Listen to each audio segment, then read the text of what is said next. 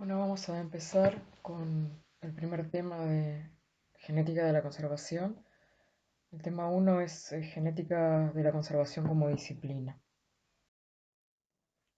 Y vamos a empezar definiendo genética de la conservación como una aplicación de la genética con el objetivo de preservar a las especies como entidades capaces de sobrellevar los cambios ambientales. Para eso tenemos que ubicar a la genética de la conservación dentro de la biología de la conservación. Y se ubica dentro de la biología de la conservación porque entre las disciplinas que contribuyen a la biología de la conservación se encuentra la genética, los recursos naturales, los cuales incluyen el estudio de la agricultura, forestación, pesca, vida silvestre, políticas públicas y manejo, ciencias sociales, ecofisiología, monitoreo ambiental, veterinaria y medicina, evaluación de riesgo, biogeografía histórica e insular, fisiología y biología poblacional, en el cual incluye además la genética de poblaciones, la ecología y la sociobiología. Recordemos también que muchas veces la actual genética de poblaciones suele ser denominada o puede solaparse más frecuente de lo que debiera dentro de la ecología molecular. Pero debemos tener en cuenta que la genética de la conservación, como componente de la biología de la conservación, tiene como objetivo reducir la tasa de extinción y preservar la biodiversidad. Ahora, ¿qué entendemos por biodiversidad? Biodiversidad es la variedad de ecosistemas, especies y poblaciones y la diversidad genética dentro de especies. Ya podemos ver que precisamente el estudio de la diversidad genética dentro de especies a nivel intraespecífico es el objeto de estudio de la genética de poblaciones. ¿Y por qué hay que conservar la biodiversidad? Bueno, la IUCN, es decir, la World Conservation Union, establece que debemos conservar la biodiversidad por los biorecursos. Es decir, nos nutrimos y de la biodiversidad. La biodiversidad nos provee de alimento, de fármacos, tenemos los denominados biorecursos, los servicios ecosistémicos, es decir, todos los servicios que nos sirven, que nos brindan los ecosistemas por el placer que obtenemos desde la naturaleza y por razones éticas, porque bueno, se establece que es tan sencillo como que ninguna especie tiene por qué decidir sobre la vida de ninguna otra especie. Ahora, ¿cuáles son esos servicios de los ecosistemas? No tenemos servicios de base, como son los servicios de suministros, servicio de regulación y servicios culturales, que todos esos servicios contribuyen a nuestro bienestar. Dentro de los servicios de suministro tenemos los alimentos, el agua, leña, fibras, bioquímicos o fármacos y por supuesto los recursos genéticos.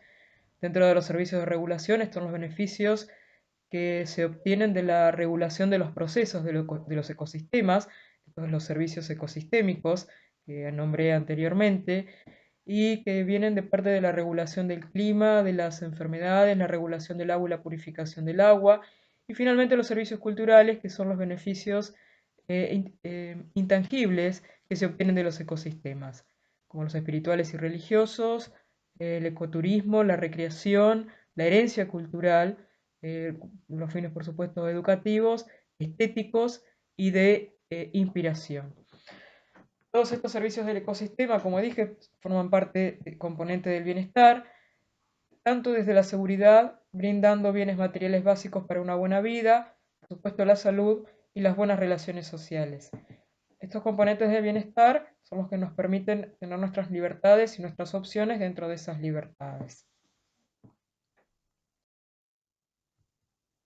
Ahora, ¿cuáles son esas causas y los efectos de esas causas que conducen o que pueden conducir a la pérdida de la biodiversidad?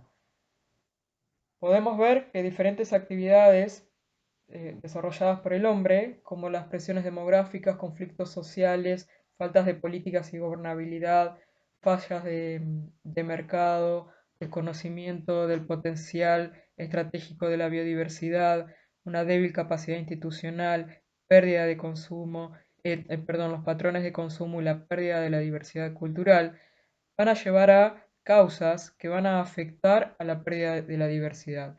Entre las causas podemos enumerar la caza indiscriminada, las prácticas insostenibles, las técnicas inadecuadas para la pesca, producción maderera insostenible, uso, disposición, emisiones de plaguicidas y de fertilizantes y sus residuos, la deforestación y la desecación de ciénagas y humedales o la corrección de los caudales, ¿no?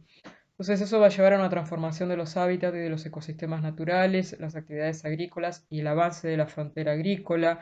Todo lleva y contribuye al cambio climático global, a la sobreexplotación y aprovechamiento no sostenible de los recursos biológicos y a la introducción de especies foráneas e invasoras. Es decir, todas este accionar desde las diferentes actividades tienen causas y efectos directos sobre la diversidad, llevando a una pérdida de esa diversidad, que en este caso es una pérdida de la biodiversidad.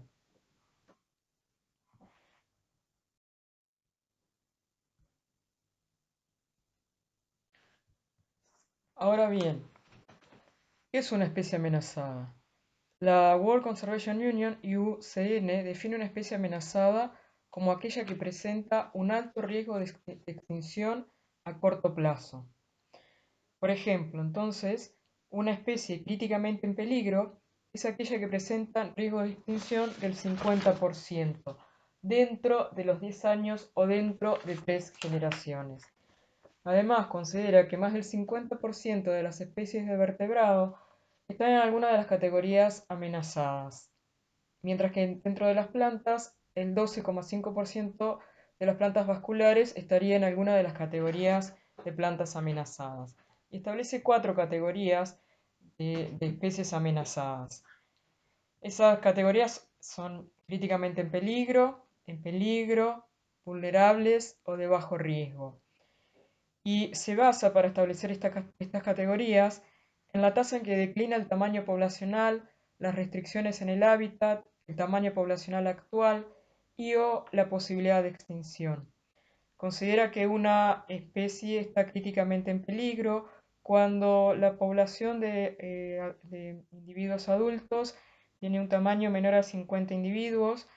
La especie estaría en peligro si la población tiene un tamaño menor a 250, o sería una especie vulnerable si la población presenta un tamaño menor a 1000 individuos. Ahora bien, la genética de la conservación entonces, como dijimos, va a tener que nutrirse y que tomar conocimientos provenientes desde la genética evolutiva y va a su vez a aportar a la genética evolutiva, va a estudiar también las incertezas taxonómicas, va a tener que tener en cuenta la introgresión, la estructura y la fragmentación poblacional será objeto de estudio, como así también la exocría y la logamia.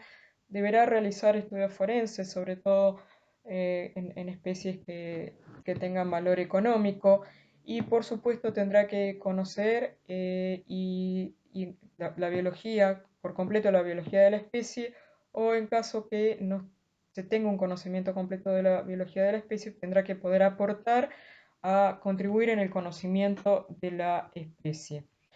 Entonces, las poblaciones pequeñas son el objeto de estudio de la genética de la conservación.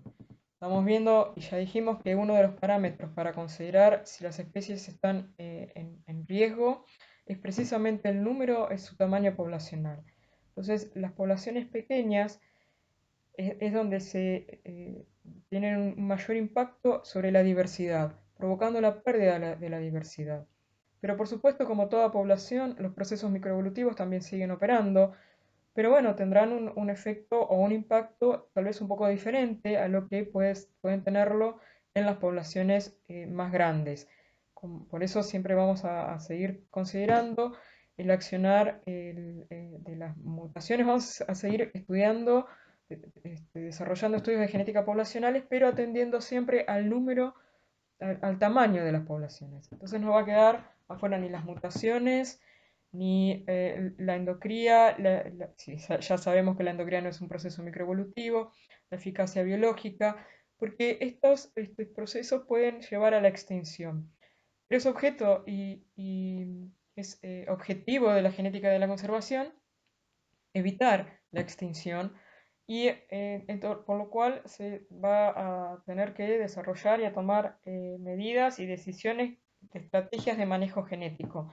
Para eso se tendrán que identificar unidades de manejo silvestres o en cautiverio y una adaptación genética al cautiverio en caso que eso sea la estrategia a seguir y, una reintroducción las especies en sus hábitats nativos o en hábitats similares que presenten unas características de hábitat ecológicas similares a lo que a lo que era su hábitat originalmente.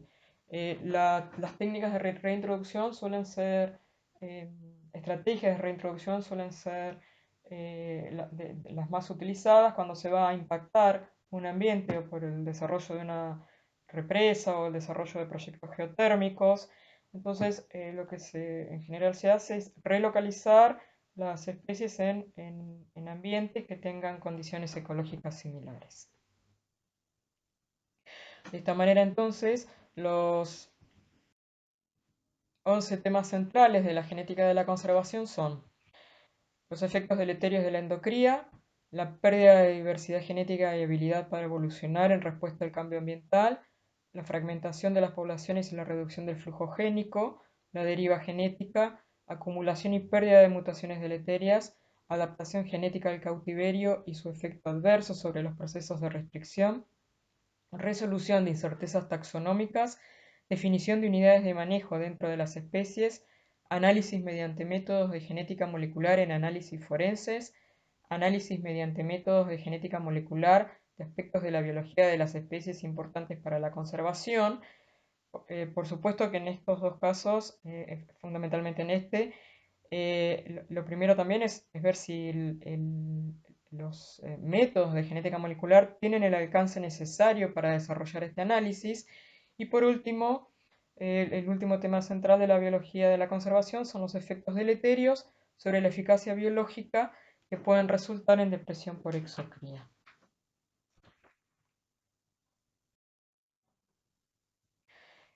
Genética de la conservación, como ya dije, sienta sus bases en el conocimiento de genética de poblaciones y de genética cuantitativa, para entender las consecuencias genéticas del tamaño poblacional pequeño. Este conocimiento permitirá minimizar la endocría y la consecuente pérdida de diversidad, identificar poblaciones de interés, resolver la estructura poblacional, resolver incertezas taxonómicas, definir unidades de manejo y detectar hibridación. Me faltaba uno, como suele pasarme, realizar además muestreos no invasivos para análisis genéticos. Me faltaba más de uno en realidad, y definir los sitios de reintroducción, elegir las poblaciones para reintroducción y realizar análisis forenses. Contribuir además al conocimiento de la biología de las especies. Entonces, este conocimiento contribuirá a minimizar las extinciones, que es el objetivo de los estudios de genética de la conservación. Veamos más o menos qué tenemos en la actualidad. Bueno, dentro de los 5 países más biodiversos del mundo, que son Brasil, Colombia, Indonesia, China y México, veamos el número de especies por grupo taxonómico, muy a grandes rasgos, ¿no? Plantas, anfibios, reptiles, aves y mamíferos. Vemos que en cuanto a mamíferos, Brasil es el que tiene más especies. En aves es Colombia, en reptiles Australia, en anfibios también es Colombia y en plantas es Brasil. Muy cercano a nuestra locación, son las zonas más diversas del mundo. En buena parte, Misiones todavía conserva esa biodiversidad y bueno, compartimos también provincias biogeográficas con Brasil. Así que es en buena parte, en buena medida, eh, Misiones es la- la provincia que más biodiversidad conserva dentro de lo que es el territorio de nuestro país.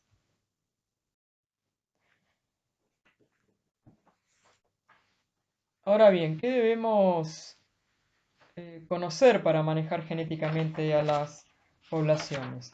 Por supuesto, debemos tener la certeza taxonómica de esas poblaciones y ver que efectivamente todos los individuos que tenemos localizados en esas poblaciones correspondan a la misma especie, para no tomar medidas de manejo que puedan ser desacertadas y afectar a alguna de las especies que están siendo confundidas. Debemos conocer el tamaño poblacional y el estado de conocimiento de la biología de la especie y si los parámetros desconocidos pueden ser resueltos por genética molecular, que era lo que les decía en algunos de los slides anteriormente. ¿Cómo operamos en genética de la conservación? La metodología en genética de la conservación necesita de la interrelación de la teoría, de las simulaciones y la experimentación. En general, las especies en riesgo, bueno, por supuesto no van a estar disponibles para hacer diseños experimentales con repeticiones y controles y mucho menos para la toma de muestras invasivas. En este caso, podemos diseñar experimentos en laboratorio con especies que tengan biologías de la especie similar, comportamientos similares a la especie que esté amenazada. Entonces, por ejemplo, las especies alógamas o de fecundación cruzada pueden ser estudiadas mediante estudios paralelos desarrollados en laboratorio con especies similares como ser moscas de la fruta, escarabajos o ratones. Y por otro lado, las simulaciones computadas permiten analizar modelos complejos con muchos factores interactuando. Y estas simulaciones pueden dar lugar además al desarrollo de metaanálisis, que es una combinación estadística desde diferentes especies, debido a que suelen ser pobres los datos desde las especies en riesgo. Entonces, además se pueden combinar y sacar conclusiones tomando la información de especies que tengan comportamientos similares o biologías de las especies similares a la especie que está en riesgo. La IUCN reconoce la necesidad de conservar a tres niveles. A nivel de la diversidad genética, de la diversidad de especies y de la diversidad de ecosistemas. Ahora, la genética como disciplina integral va a estar involucrada directamente en el nivel de diversidad genética y es crucial en la diversidad en la conservación de las especies.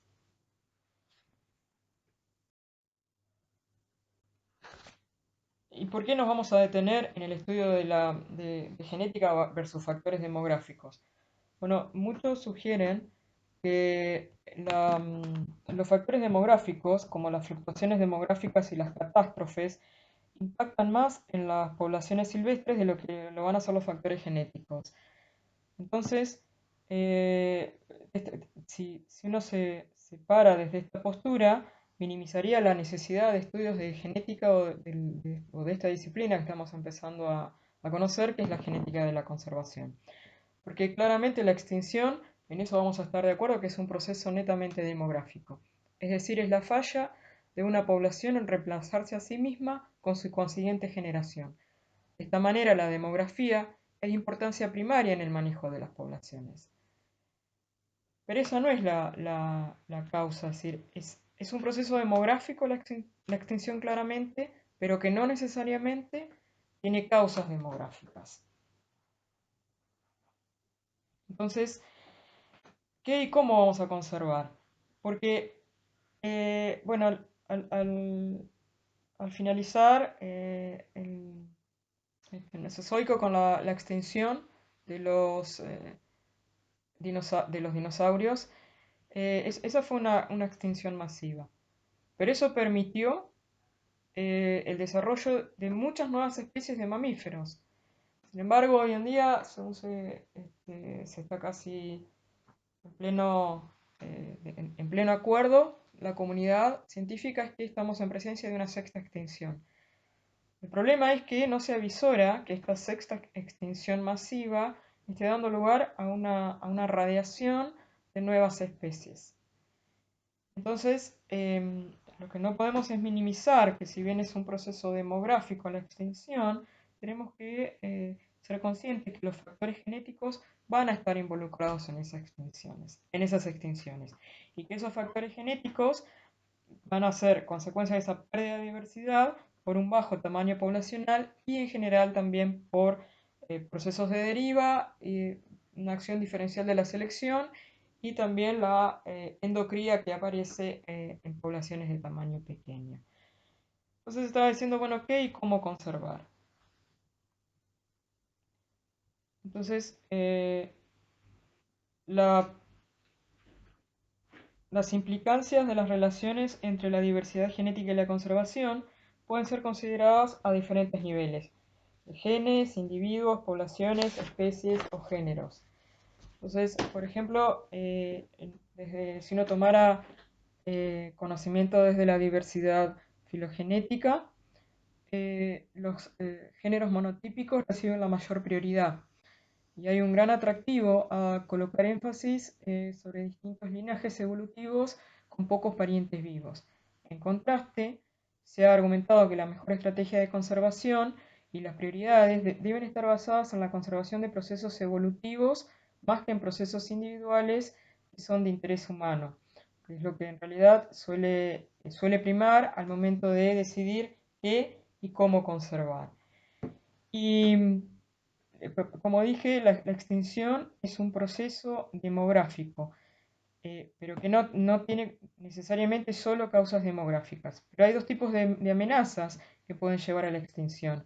Esas amenazas pueden ser determinísticas, como la destrucción de hábitat, la polución, la sobreexplotación, la translocación de especies y por supuesto el cambio climático, o pueden ser amenazas de tipo estocásticas, donde ahí se incluyen los factores genéticos, demográficos o ambientales. Y finalmente tenemos que considerar que la persistencia de las poblaciones es un problema multidisciplinario que involucra muchos aspectos de la biología de las especies.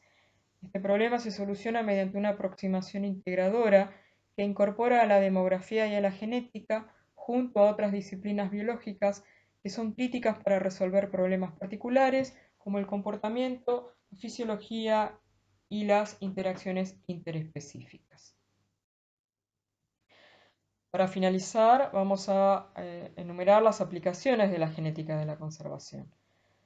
Entre ellas tenemos el manejo y la reintroducción de poblaciones cautivas y la restauración de comunidades biológicas, la descripción e identificación de individuos, estructura genética poblacional, relaciones de parentesco y taxonómicas, la detección y la predicción de los efectos de la pérdida y la fragmentación de hábitats, la detección y predicción de los efectos de hibridación e introgresión y el entendimiento de las relaciones entre adaptación o eficacia biológica y los caracteres genéticos de individuos o poblaciones. Estas aplicaciones están enumeradas en orden creciente de complejidad y en orden creciente de complejidad y en orden decreciente de uniformidad. La bibliografía,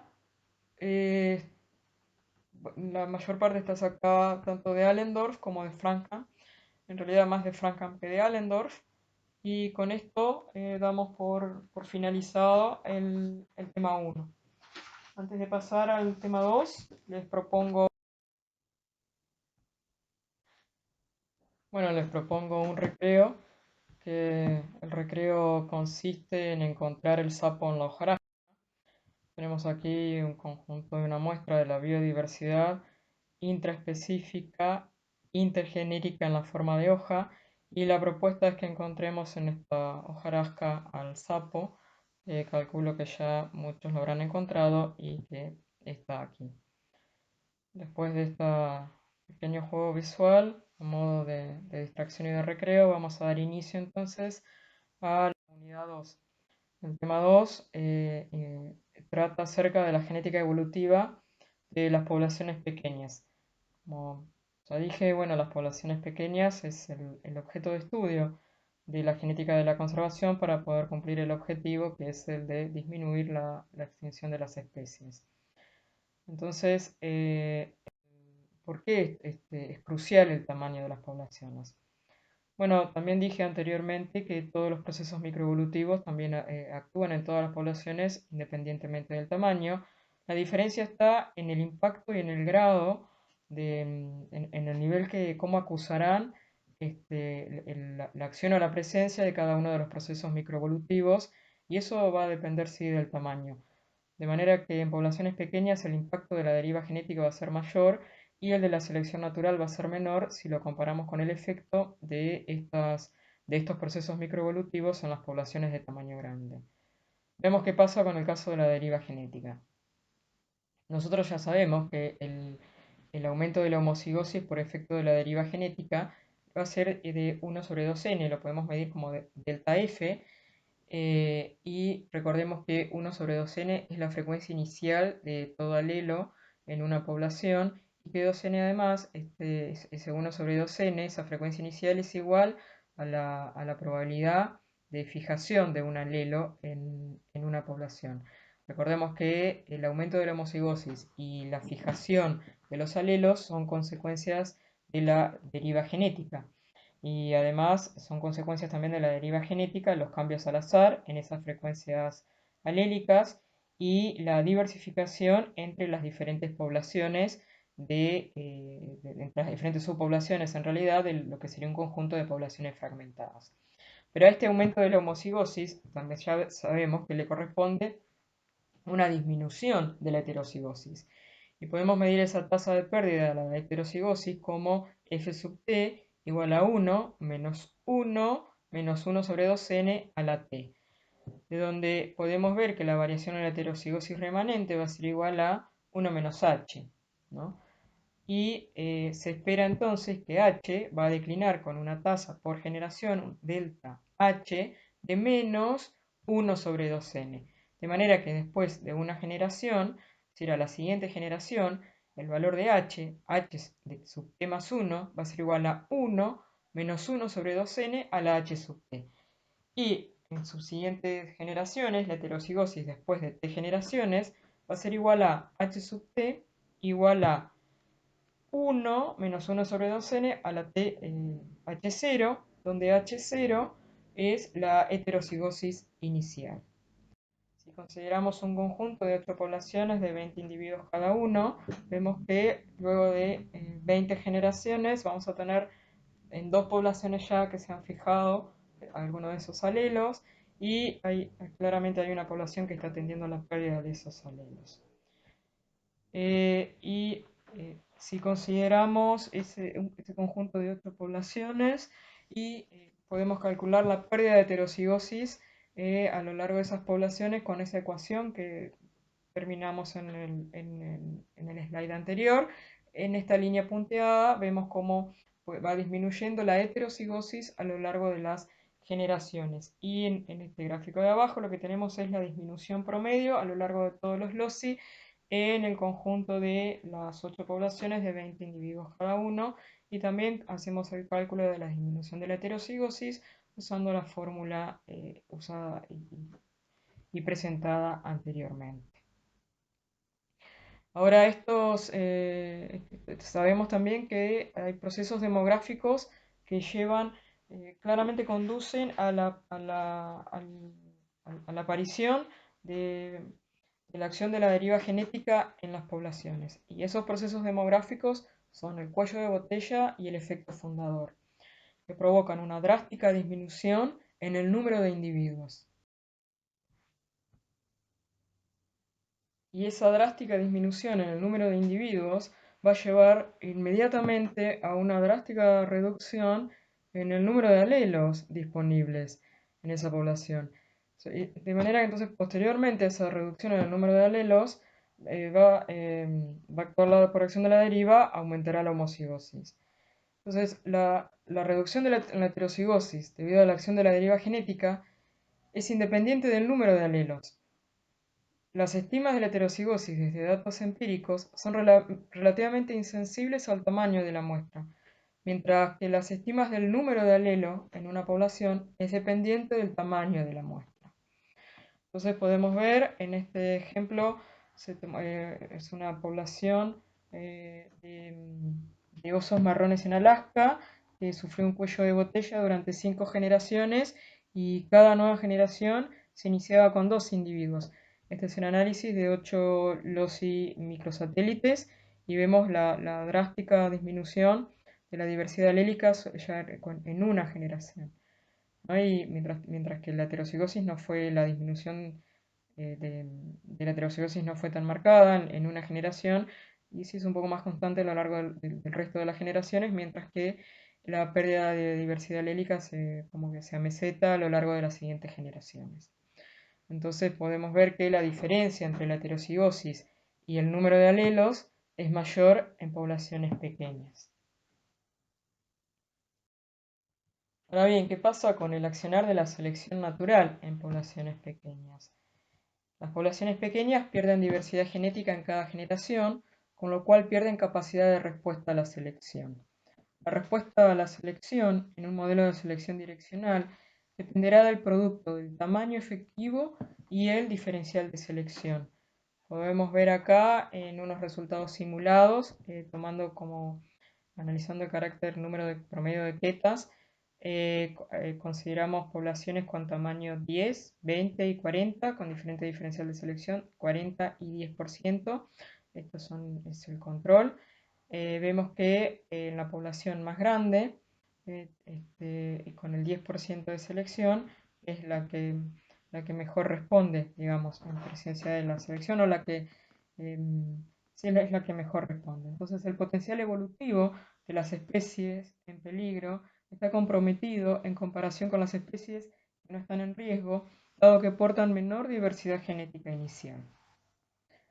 La mayor implicancia en la baja eficiencia de la selección en poblaciones de tamaño pequeño es que es menos probable que los alelos deleterios sean removidos por la selección. Entonces estos pueden ser fijados, lo cual puede llevar a una reducción en la eficacia biológica y a aumentar, por lo tanto, la probabilidad de extinción. Y finalmente, ¿qué ocurre con las mutaciones en las poblaciones pequeñas? Dije anteriormente que la frecuencia de aparición de una nueva mutación la frecuencia inicial, digamos, es de 1 sobre 2n, con lo cual esa aparición de nuevas, la frecuencia, digamos, es dependiente del tamaño. Entonces, la ocurrencia de una nueva mutación en un locus en una población finita será un evento raro con baja probabilidad de repetirse a lo largo del tiempo. Entonces, digamos, si el tamaño poblacional es bajo, baja la probabilidad de ocurrencia de mutación porque es menor la chance de ocurrencia de ese evento, que ya de por sí tiene una frecuencia bastante baja. Y por último, vamos a hablar del equilibrio mutación-selección en poblaciones pequeñas. Este balance mantiene las mutaciones deleterias en la población a baja frecuencia, en muchos loci. Sin embargo, la frecuencia en equilibrio para los alelos deleterios son en promedio más bajas en poblaciones pequeñas. En estas poblaciones, la frecuencia de los homocigotas es mayor, llevando a que la selección en contra del alelo recesivo sea más eficiente que en poblaciones infinitas. Mientras que la frecuencia de los alelos deleterios es reducida en las poblaciones pequeñas porque la varianza de la frecuencia es más alta. Entonces muchos loci tendrán alelos no deleterios, pero algunos tendrán frecuencias relativamente altas solo por azar. La bibliografía, al igual que para el tema 1, el Allendorf y el Frankham. Y con esto damos por finalizada esta teoría, donde abarcamos la unidad 1 y la unidad 2.